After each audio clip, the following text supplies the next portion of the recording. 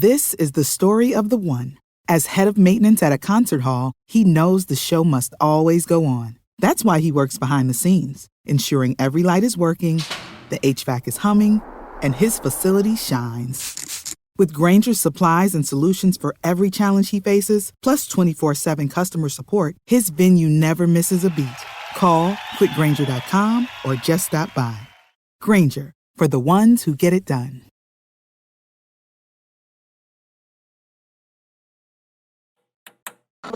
Welcome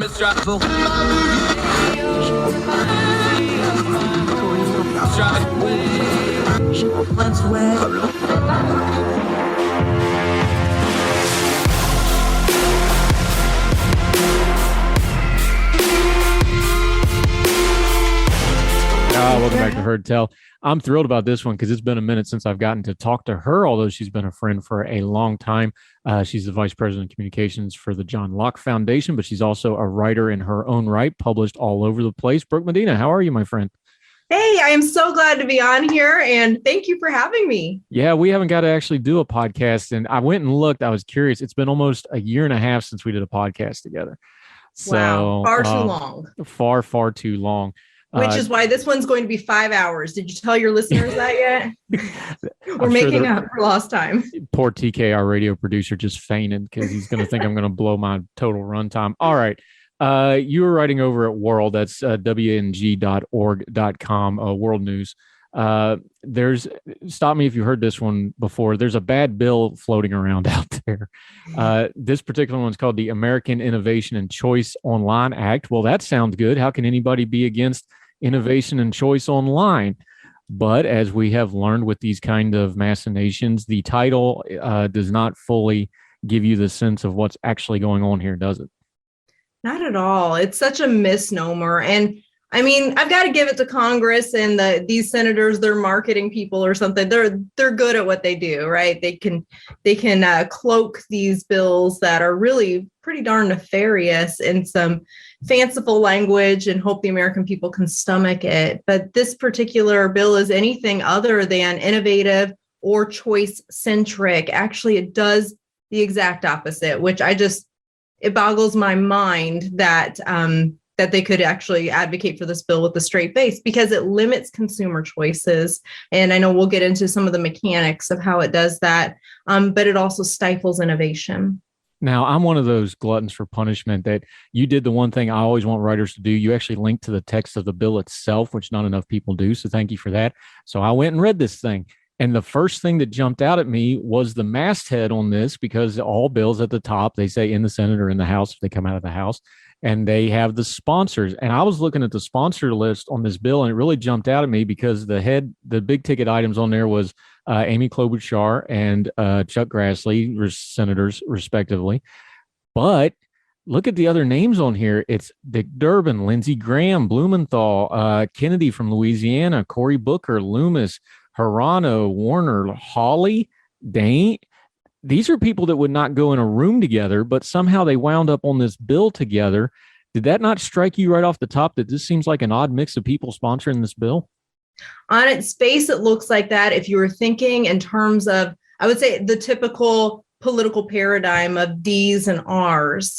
This, though, if you look at it through more of an ideological paradigm between limited government folks and populists, you can see that this makes a lot more sense when you were looking at it through a lens of, okay, well, which members of Congress in the Senate in particular, irrespective of their political affiliation, appeal to that more populist sentiment in the United States that we've been grappling with for several years now. And in that case, of course, it's no surprise then to see a Warren and a Hawley on this list of senators that have endorsed it. Yeah, because Hawley and, he's kind of been Mr. Populous among other issues that he's had lately. But then you have some kind of traditional center-left kind of liberal senators on there with him. This may be part of a bigger conversation for later, but what is it about the populist right where they're finding some common cause with big government in things like regulating the internet, regulating commerce, and frankly, let's just call it what it is, regulating things they don't like? Yeah, that's exactly what it is. And it's certainly dangerous because it stands to really impede innovation. But beyond that, the policy is about people. And the fact that Congress is playing so fast and loose with private property rights and people's ability to engage in just daily commercial activities is problematic. But I think undergirding this is, like I mentioned, this populist sentiment. But behind that populist sentiment is, I would say, a belief that technocrats and centralized authorities can make decisions on behalf of a large group of people. So really what it is at its root, I would say, is an overconfidence in the ability of legislation to handle a market economy. It's kind of like Keynesianism 2.0. Yeah. And you talked about, when you wrote about this at World, WNG.org is where this piece can be found. We're talking to Brooke Molina. Right off the bat, you jumped on this with a quote from Senator Grassley's own press people, saying, quote, "If we make carve-outs for all the pro-consumer features, then the bill will be useless." Why did that get out of his mouth? Because that sure seems like it gave the game away here, didn't it? I wonder what sort of like conversation happened in Senator Grassley's office after that story broke. That was through Washington Examiner reporting that I found that. I mean, the fact that they actually said that quiet part out loud is abhorrent if you are a communications person in their office, and good luck at doing crisis comms on something like that. But secondly, what this reveals is, I would say, a fundamental misuse of antitrust law. And so what they're saying right there is, because this bill has many features that will actually attack consumers or harm consumers, let's not actually, focus on that element of the bill. But really, when you're thinking about antitrust law in general here in the United States, ever since Judge Bork kind of defined it for us in the late 20th century, antitrust law is only to be utilized if it protects or if it hurts consumers. So this particular bill, I mean, they're talking about it being or that if we were to remove the pro-consumer elements of it, that it would there would be really nothing to the bill. And I think that really reveals the heart behind this bill. It's not a consumer-centric piece of legislation that was enacted to protect the American people, whose paychecks, for example, are being ravaged by inflation at the moment. The central point of this bill is to basically stick it to companies that Senator Klobuchar and Grassley and those who have sponsored it don't like. It's also to look as if they are doing something about big tech, which is funny because this has nothing to do with censorship. So they know, though, that when voters hear about this bill and they use these magic words of, punishing big tech, like Senator Hawley loves to rail on, that it will just get people to endorse it without actually understanding what's in it. But it does nothing to address the censorship concerns on the right, or the sort of platforming issues that many on the left have claimed.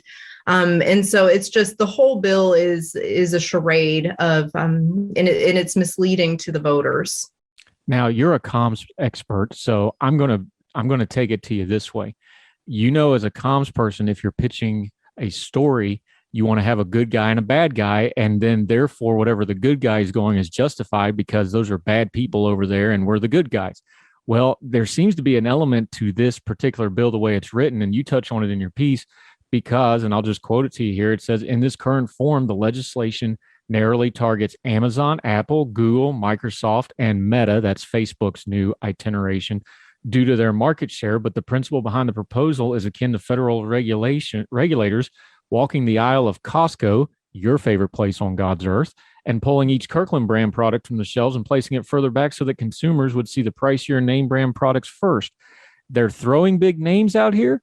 But what they're really talking about, that's not real. There's some sleight of hand going on here, isn't it? And they're just kind of putting those big names up front. Yeah, it's smoke and mirrors, to be sure. And so what this does is it looks as if they are trying to punish big tech for allegedly misbehaving in whatever form like that particular party is aggrieved about. But really what it does is it's going to hurt small businesses and small nonprofits, such as my organization that I work at, who utilize the digital infrastructure from Google and Meta to be able to reach large audiences. And it's also going to hurt everyday American consumers, because this would essentially mean that Amazon Prime, Amazon Basics, like these sorts of things cannot be put forth before the consumer as a good alternative to that pricier product they were about to add to their cart. And so this is the central grievance that these senators are alleging they are trying to rectify. But why is it any of their business that companies, decide to prioritize their generic products? And B, how is that defensible? I mean, are they going to go into CVS Pharmacy next and demand that the off-brand CVS brand ibuprofen be moved to the back so that the more expensive Motrin can be purchased first? Yeah, we're talking to Brooke Medina. We're going to continue to break down the American Innovation and Choice Online Act. Specifically, she writes about, even though this is a piece of legislation, the result, if it stood as it is going to create a mess in the court system. We'll get into that. Also talk a little bit about the rest of the things she has going on. Brooke Medina, more with her on Her Tell right after this.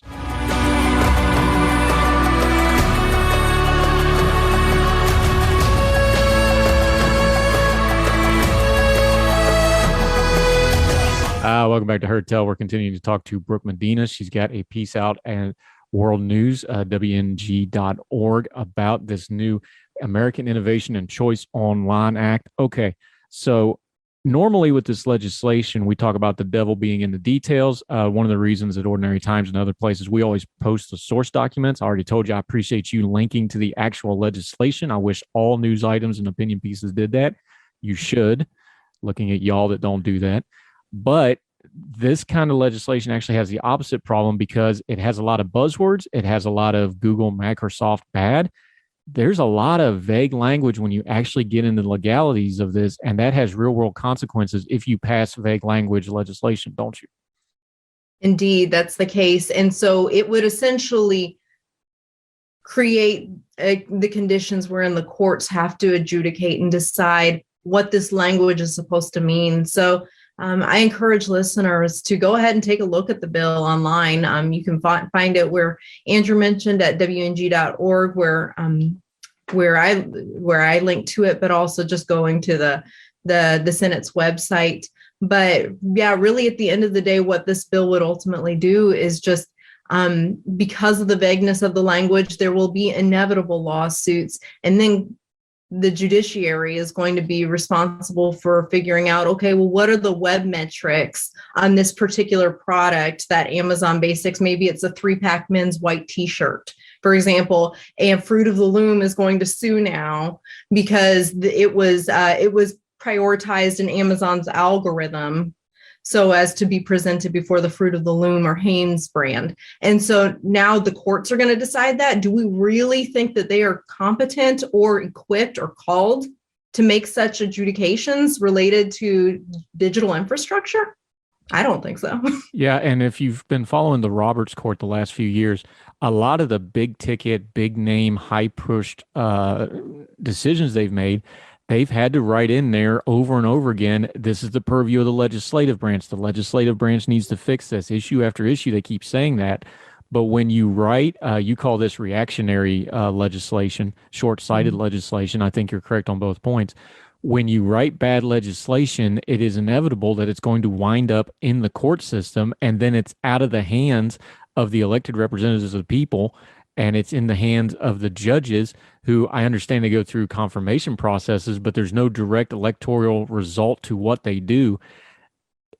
It's not too much of an exaggeration to say this is a good example of how our system is so out of balance right now, with the judiciary we're getting ready to do another Supreme Court nomination. This stuff's gotten life and death because we're dumping so much on the court, because Congress just ain't handling their business by writing nice, focused, makes sense legislation that has the legal terminology clearly defined. Yeah, and that is within their actual purview. And I would argue that this is not even the business of Congress. And so it's funny when senators like Senator Elizabeth Warren rail against Kroger, for example, and grocery store monopolies, when it's just clear they don't either understand, or they're choosing to veil their true intentions about how the market works and how consumer preferences will naturally create really big businesses on some fronts until a consumer preference tidal wave changes that sentiment. I know people have heard this example many times, but when we think about the digital landscape in the Yahoo and AOL and Juno and MySpace that were of times past versus where we're at now, and even the competitors that are starting to come to the stage, such as Shopify, which is now Amazon's chief competitor.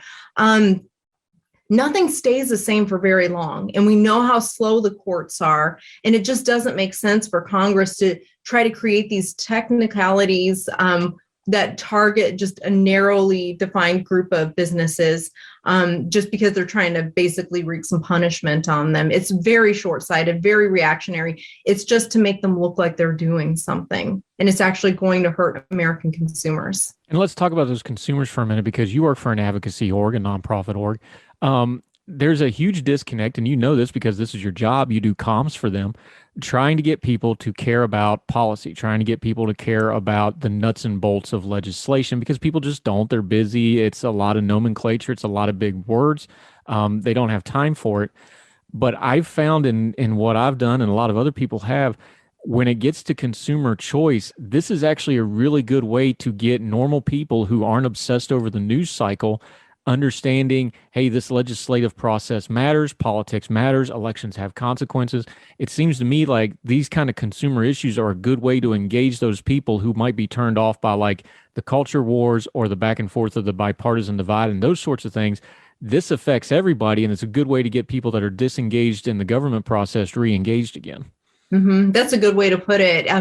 People, when you mess with people's kids and you mess with their finances, they're going to have something to say about it. And I think that that's the most direct way, is for them to feel these sorts of pains at the pump, in their kids' homework, when they're looking at some of this, the things that their kids are learning at school, but also in what they're paying for in everyday purchases, whether it's something from Amazon Basics, medication.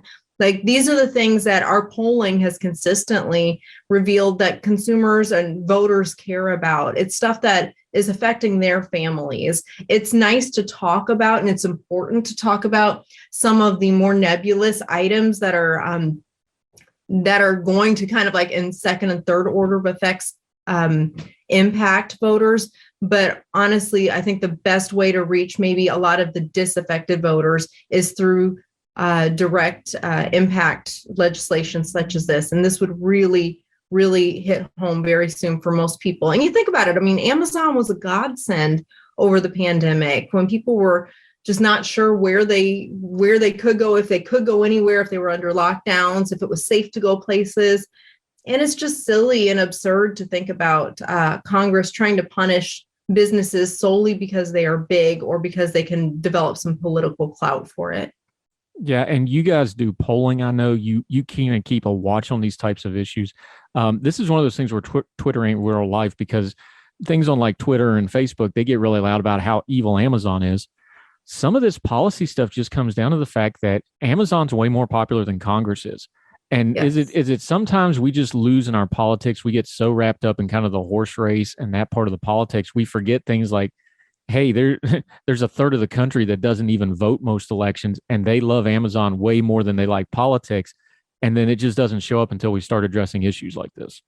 Yeah, well, it's funny because there is a temptation for people that are in my world, and I sure know it's a temptation for myself, where if I look at what's happening and being said on Twitter, I think that that's somehow an accurate reflection of the American people at large, and it simply is not. People care about what is actually happening in their communities, not what some wonky person said, in some far off place in a very, very long white paper. And so what we need to remember is, to keep our fingers on the pulse of what everyday Americans and voters are thinking about these issues. And like I said repeatedly, the polling indicates they care about what's happening at their kitchen tables, in their children's classrooms, at the pump, at the grocery store, and in their communities. And so I don't know. I mean, these senators, they're promising a lot with this sort of legislation. And I think they're they're going to dig their own graves politically on this front if they continue pushing it. Yeah, and it's amazing to me that this is a bipartisan thing. So once again, something you said earlier, things when we get to consumer choice and government regulation, we're going to have to retool our own brains on how, the political divide plays into that, because it's a lot more than just the nomenclature of the parties. Brooke Medina, great stuff with this. The piece is in WNG.org. That's World News. Encourage you to read it. Let folks know what you've got going on and where they can follow you on social media and what you got coming up next. Yeah, thank you. So actually here at the John Locke Foundation, which is a North Carolina state-based think tank and advocacy group, we have our Carolina Liberty Conference. So if you're in the Carolina area at all, if you go to lockclc.com, you can find more information about that. And so we're super excited to host a number of speakers, and I'm actually going to moderate a panel on technology and policy. So that's February 25th and 26th. So we would love for you all to join us there. But also just go to johnlocke.org. You can see a lot of free market ideas that have been floated around at a state level, but also how it intersects with the federal level. So that's an excellent resource for you. And I would love to connect with you guys on Twitter. So I am at Brooke_Medina_. Yeah, she's a great follow. They do good work, and she's been a good friend for a couple of years. So it's good to reconnect with you, and we hope to make you a regular on the program because you're doing exactly what we do: turn down the noise on the news cycle and get the good information. And this is great information that folks need. So thank you for your time today, ma'am. Thank you for having me on. Appreciate you.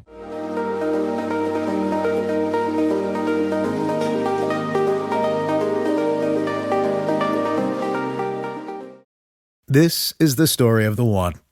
As a maintenance engineer, he hears things differently. To the untrained ear, everything on his shop floor might sound fine, but he can hear gears grinding or a belt slipping. So he steps in to fix the problem at hand before it gets out of hand. And he knows Grainger's got the right product he needs to get the job done, which is music to his ears. Call, click Grainger.com, or just stop by. Grainger, for the ones who get it done. Stop in and save big money on your next outdoor lumber project now at Menards. Menards has the largest selection of AC2 pressure-treated lumber and decking, and it's easy to load in our outdoor lumber yard. Plus, you can get free estimates fast with our deck design program in-store or on Menards.com. Check out our weekly flyer for more great deals happening now at Menards. Save